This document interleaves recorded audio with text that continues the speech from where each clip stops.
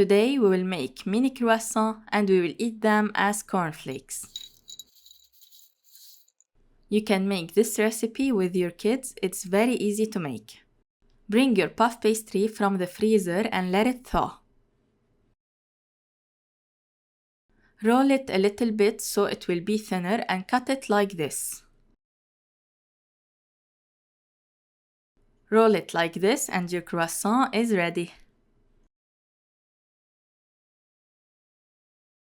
And you can stuff it with some chocolate chips. Put it on parchment paper.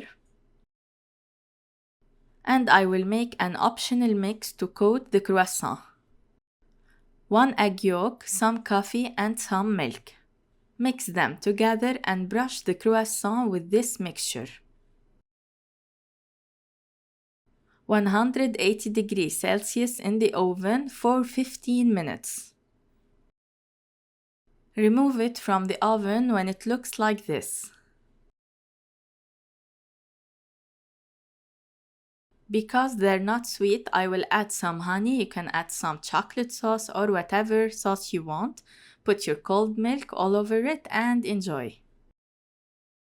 See you in the next recipe. صحتين وهنا.